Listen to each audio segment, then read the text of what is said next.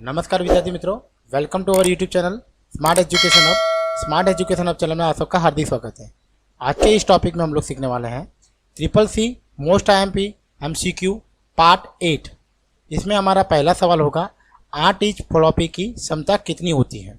8 inch floppy की क्षमता 1.44 MB होती है। पहले के जो लोग थे वो फ्लॉपी डिस्क का यूज़ करते थे, अब ज़्यादातर लोग पेन ड्राइव का यूज़ करते हैं। उसके बाद का सवाल है मोबाइल ऐप्स कितने प्रकार के होते हैं। मोबाइल ऐप 3 प्रकार के होते हैं। उसके बाद का सवाल है SSRAM किसके रूप में जाना जाता है।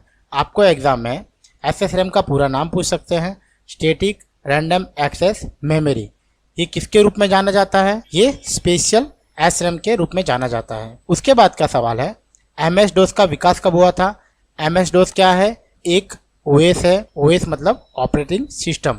इसका विकास कब हुआ था, इसका विकास 1981 में हुआ था। उसके बाद का सवाल है पेन ड्राइव में डेटा कितने वर्ष तक सुरक्षित रह सकता है। पेन ड्राइव में डेटा 10 साल तक सुरक्षित रह सकता है। फिर उसके बाद का सवाल है ब्लू रे डिस्क की अधिकतम भंडारण क्षमता कितनी हो सकती है। ब्लू रे डिस्क की अधिकतम भंडारण क्षमता 100 GB तक की हो सकती है। ब्लू रे डिस्क होता क्या है, एक CD की तरह ही होता है, फास्ट और सिक्योर डिस्क माना जाता है। इसके बाद का सवाल है लिब्रे ऑफिस कैल्क में सेव एज की शॉर्टकट की क्या होती है। हम लोग यहाँ देख सकते हैं लिब्रे ऑफिस राइटर में सेव एज का शॉर्टकट है Ctrl+C+S। तो हमारा सही आंसर रहेगा Ctrl+C+S।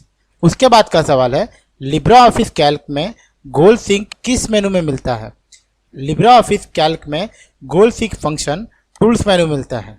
आप यहाँ पर देख सकते हो लिब्रे ऑफिस कैल्क के अंदर टूल्स मेनू के अंतर्गत आपको देख सकते हो गोल 6 नाम का मेनू आपको मिलेगा। उसके बाद का सवाल है लिब्रे ऑफिस कैल्क में सिलेक्ट ऑल की शॉर्टकट की क्या होती है। लिब्रे ऑफिस के अंदर सिलेक्ट ऑल करने की शॉर्टकट की होती है Ctrl+Shift+, और मैं आपको बता दूं ज़्यादातर शॉर्टकट की Ctrl+A होती है, पर लिब्रे ऑफिस कैल्क के अंदर Ctrl+Shift+ होती है। आप यहाँ पर देख सकते हो लिब्रे ऑफिस कैल्क हम लोग Ctrl+C++ प्रेस कर रहे हैं, तो आप देख सकते हो सिलेक्ट ऑल हो जाता है। उसके बाद का सवाल है कैल्क फॉर्मूले की शुरुआत किस चिन्ह से की जाती है। इसका सही आंसर है इक्वल टू। एक्सेल और कैल्क के अंदर कोई भी फॉर्मूला अगर आप टाइप करते हो तो इक्वल टू साइन लगाना पड़ता है। उसके बाद का सवाल है लिब्रे ऑफिस में अधिकतम कितनी वर्कशीट होती है।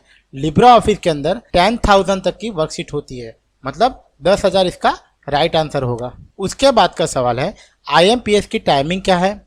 IMPS 24/7 चलता है।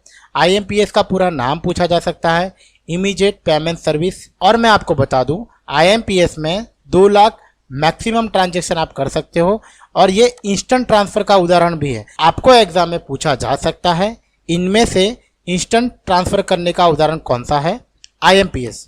फिर उसके बाद का सवाल है AEPS माध्यम से लेन देन में बैंक द्वारा कितने रुपए की सीमा तय की गई है। AEPS का पूरा नाम होता है आधार एनेबल पेमेंट सिस्टम।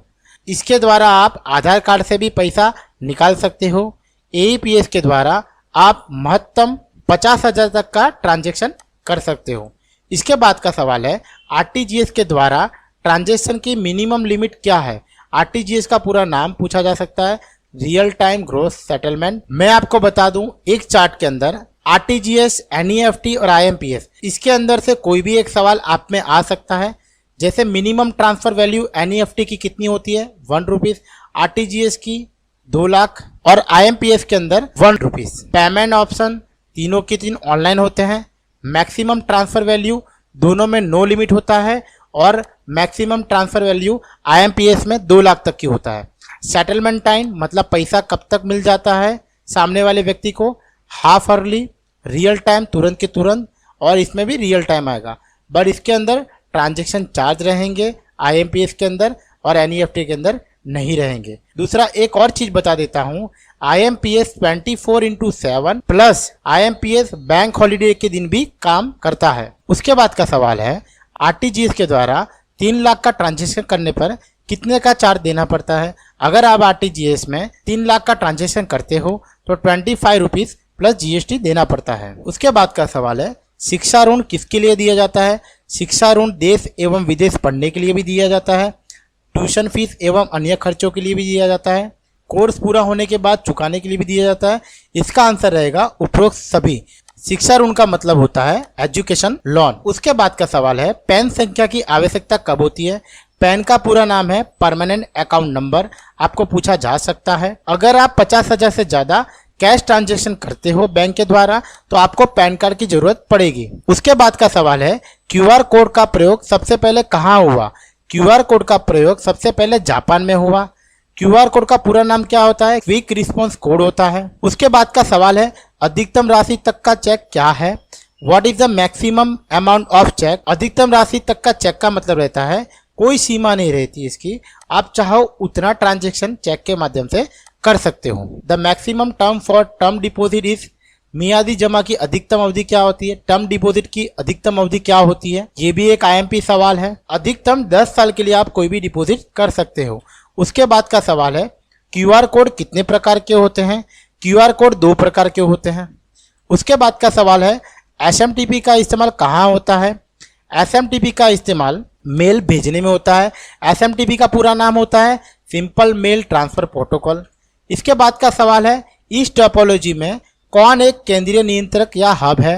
इस टोपोलॉजी में स्टार जो है वो केंद्रीय नियंत्रक या हब है। मैंने आपको पहले भी सारी थियरी पढ़ा दी है, आप थियरी एक बार अवश्य पढ़ ले जिससे आपका CCC का जो बेसिक कॉन्सेप्ट है वो आपका क्लियर हो जाएगा और MCQ भी आपको इजीली समझ पड़ जाएगी। और आपको थियरी पढ़ने में ज़्यादा टाइम स्पेंड नहीं करना है। मिनिमम 5 से 7 मिनट की थियरी होती है, आप डेफिनेटली उसको पढ़ो, आपको डेफिनेटली अच्छा नॉलेज मिलेगा और MCQ आप इजीली सॉल्व कर सकते हो। उसके बाद का सवाल है इनमें से कौन नेटवर्क के सिक्योरिटी का काम करता है। फायरवॉल जो होता है वो सिक्योरिटी का काम करता है। सभी कंप्यूटर के अंदर फायरवॉल सिस्टम लगा होता है और आप फायरवॉल अलग से परचेज भी कर सकते हो। वेब ब्राउजर और सर्वर को क्या करना है यह कौन बताता है। वेब ब्राउजर और सर्वर को क्या करना है वो HTTP बताता है। HTTP का फुल फॉर्म होता है हाइपर टेक्स्ट ट्रांसफर प्रोटोकॉल। उसके बाद का सवाल है लैन टोपोलॉजी कितने प्रकार की होती है। लैन टोपोलॉजी 3 प्रकार की होती है। इसके बाद का सवाल है इंटरनेट उपयोगकर्ता के प्रमाणीकरण का सबसे प्रसिद्ध तरीका क्या है। सबसे प्रसिद्ध तरीका है पासवर्ड रखना। प्राथमिक तरीका भी पासवर्ड ही माना जाता है। कोई भी उपयोगकर्ता पासवर्ड के द्वारा अपने आप को सिक्योर कर सकता है। उसके बाद का सवाल है इंटरनेट पर होस्ट को और क्या कहते हैं। इंटरनेट पर होस्ट को गेटवे कहते हैं। उसके बाद का सवाल है इंटरनेट से कनेक्ट होने के लिए किस मेथड का उपयोग करते हैं। इंटरनेट से कनेक्ट होने के लिए डायल अप कनेक्शन का यूज करते हैं। डायल अप आपको पता ही है मॉडेम के द्वारा इंटरनेट प्रोवाइड करने के लिए काम किया जाता है। BSNL एक डायल अप कनेक्शन का उदाहरण है। उसके बाद का हमारा आखिरी सवाल है निम्न में से कौन सा प्रोटोकॉल का उदाहरण नहीं है। SMTP हमारा प्रोटोकॉल का उदाहरण नहीं है। आज के वीडियो में बस इतना ही। वीडियो अच्छा लगा हो तो लाइक करिएगा, सब्सक्राइब करिएगा, शेयर करिएगा।